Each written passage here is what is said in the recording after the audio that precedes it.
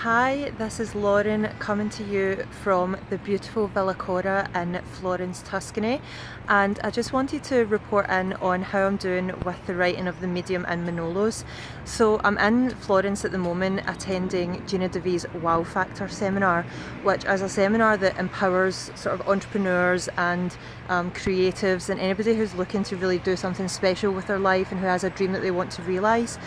And I came here thinking that it was going to be all about my coaching business and how to develop that and how to attract clients, and that's really where my heart was going to be. And what's actually happened is it's ended up that my entire focus has been about the medium in Manolos and really getting this book written, which to me has felt like a really recessive priority in my life, when actually it turns out it's probably my top priority, and it's fear that's been causing me to sort of push it to the back of my mind.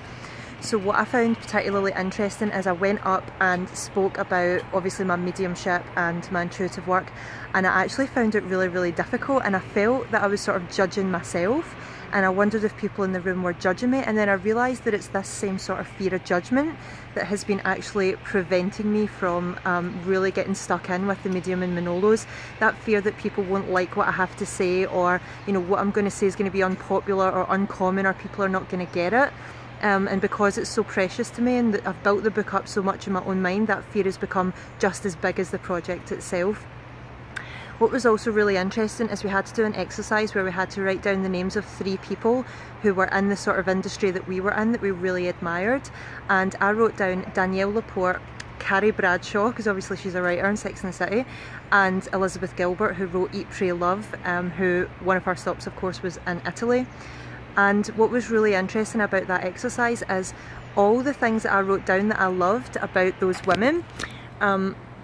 were the same in each column. So they're funny, they're like snappy dressers, they're clear communicators, they have a really unique voice and a really unique vision, and you know, their books are wildly successful and really engaging and entertaining, and they're, you know, multi best-selling published authors. So again, I was really surprised that I had picked women that were all writers, because I thought I might pick other psychics or other mediums or other coaches, but it might be, excuse me, a flying ant just landed on me. It might be this whole time, although I've been a spiritual person and a intuitive person and a medium, what I've been primarily is a repressed writer.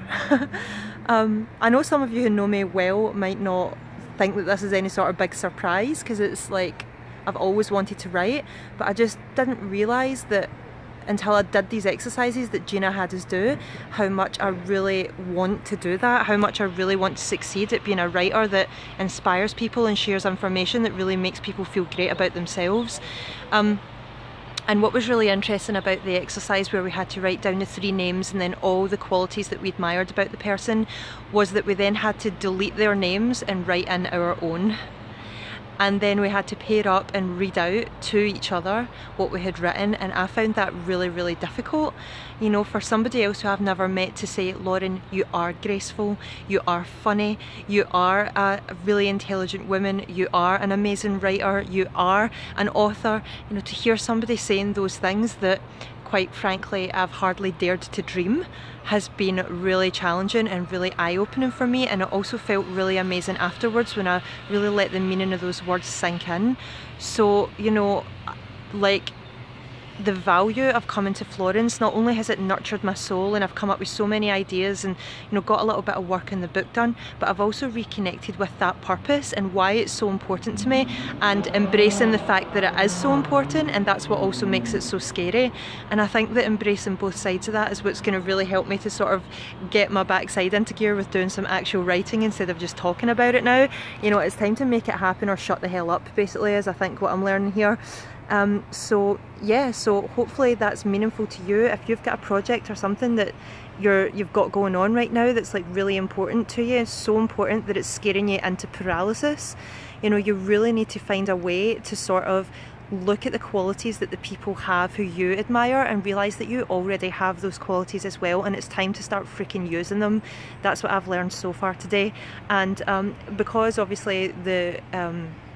Wow Factor's on for 2 days, I will be making another blog tomorrow, letting you know what's going on in day 2, but I feel really inspired right now, really great. I'm about to just go and get some lunch, so I'll just give you a little shot of the rooftop terrace here at this beautiful Villa Cora. This is where we're having our little soiree later, and in the background just here you can see all of Tuscany, sorry, all of Florence, which is really, really beautiful. So I'm having the most wonderful time. I hope you're having a great day too, and I'll speak to you soon. Bye!